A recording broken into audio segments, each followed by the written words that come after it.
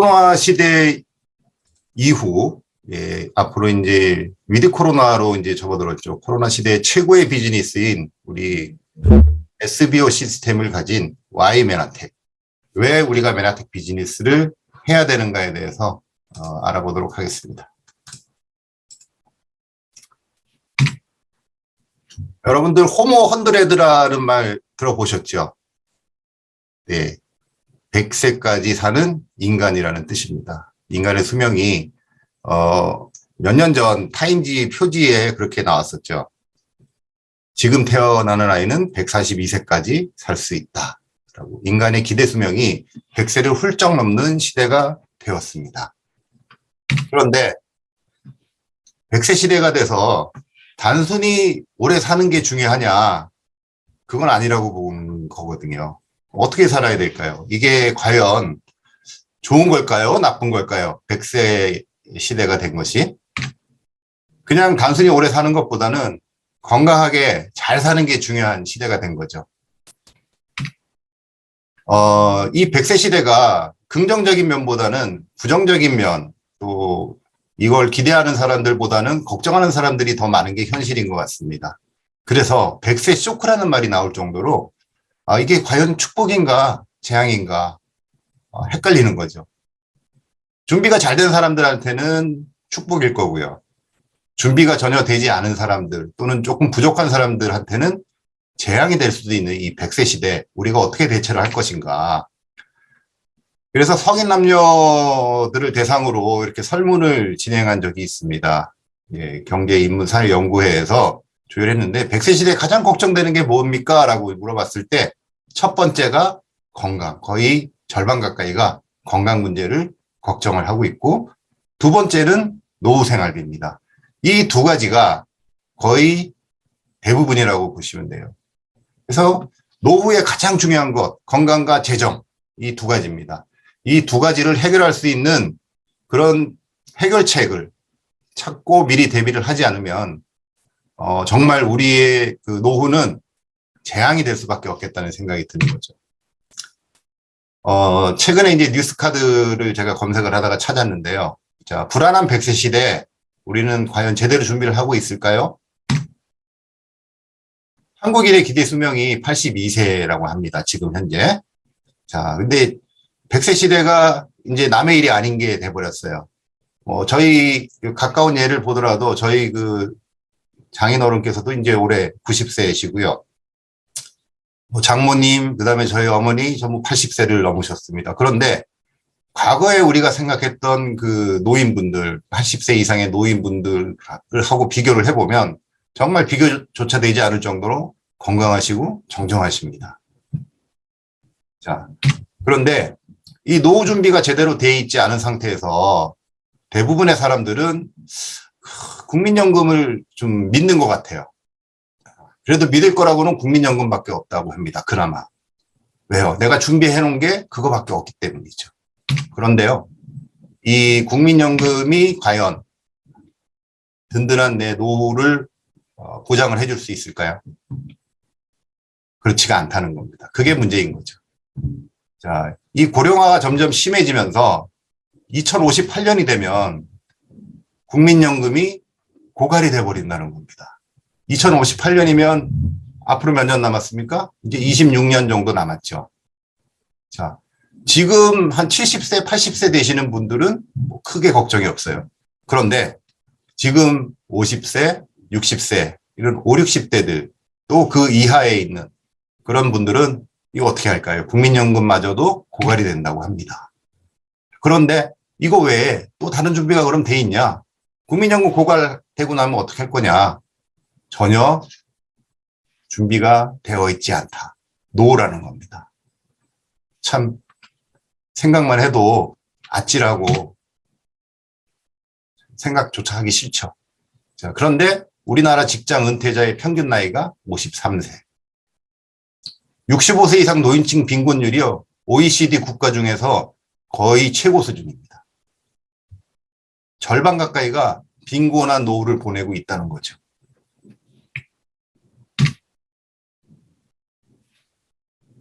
왜 그러냐? 자, 노후 준비를 제대로 하지 않았다. 그렇기 때문에 건강은 차치하고서라도 재정적인 부분에서 가장 큰 어려움을 겪고 있다는 거죠.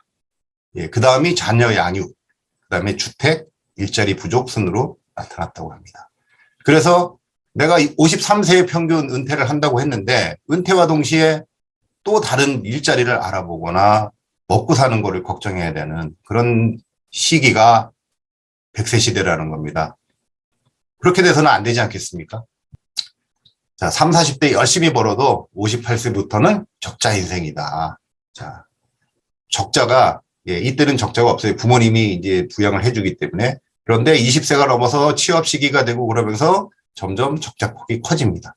커지다가 이제 이 소득이 정점을 이룰 때, 그때부터, 이게 적자폭이 감소가 되기 시작하죠. 예, 요게 이제 적자가, 이때 이제 은퇴하고 나면 적자폭이 이렇게 하늘색, 이 부분이 적자폭입니다. 자, 소득이 이렇게 늘어났다가 줄어들어요.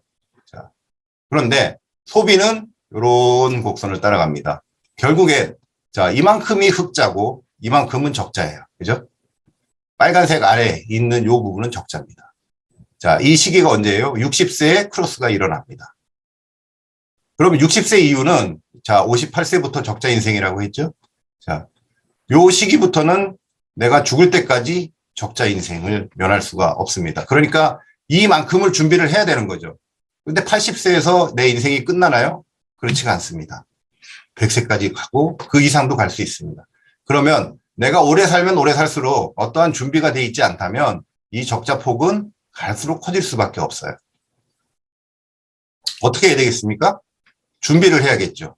자, 이 소득 수준을, 소득 곡선을 이 위 수준으로, 소비보다 높은 수준으로, 최소한 이 정도 수준으로는 유지를 해야 내가 재정적인 측면에서 건강은 차치하고서라도 재정적인 측면에서 내 노후를 준비를 할 수 있겠다는 겁니다. 이렇게. 그런데 어느 날 갑자기 내가 은퇴하는 시점에서 어느 날 갑자기 이런 소득이 생길까요? 그렇지 않다는 겁니다.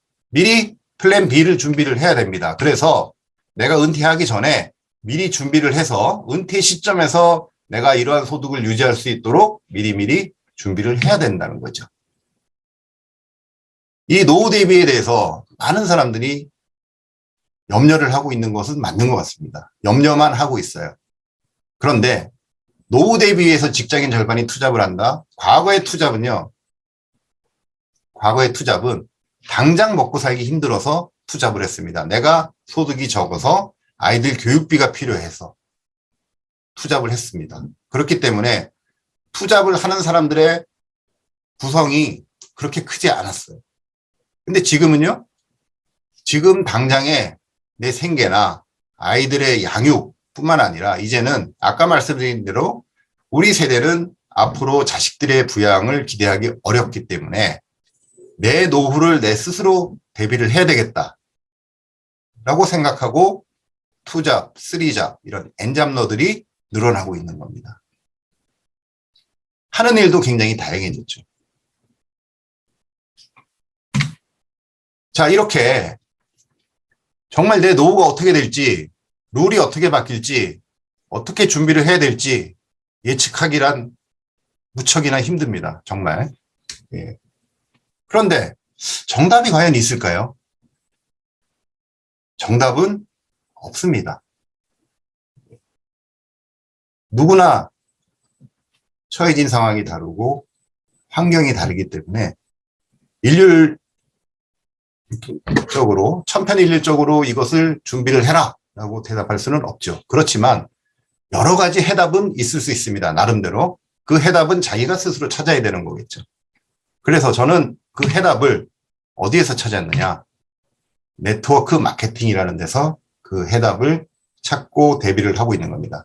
이 방에 계신 많은 분들, 혹시나 오늘 처음 들어오신 분들도 계실 수 있겠는데, 자, 이 네트워크 마케팅이 과연 내 노후를 어떻게 책임져 줄 것인가? 어떻게 하면 내 노후를 이 네트워크 마케팅을 통해서 충분하게 준비를 하고 대비를 할 수 있을까? 한번 알아보도록 하겠습니다. 네트워크 마케팅은 한마디로 얘기해서 중간 유통 단계를 없앤 겁니다. 없애고 소비자와 회사가 직접 연결을 해서 중간에 들어가는 유통과 관련된 비용들을 소비자들한테 다시 돌려주는 그러한 유통 방식을 네트워크 마케팅이라고 합니다. 말 그대로 네트워크, 이 거미줄처럼 이 네트워크 형성이 돼야 되기 때문에 처음에는 내 네트워크가 적을 수밖에 없어요. 그죠? 거미가 줄을 칠 때도, 거미집을 지을 때도 처음에는 작죠. 테두리만 이렇게 있습니다. 근데 점점 시간이 가면 갈수록 그 네트워크가 촘촘해지고 넓어지죠.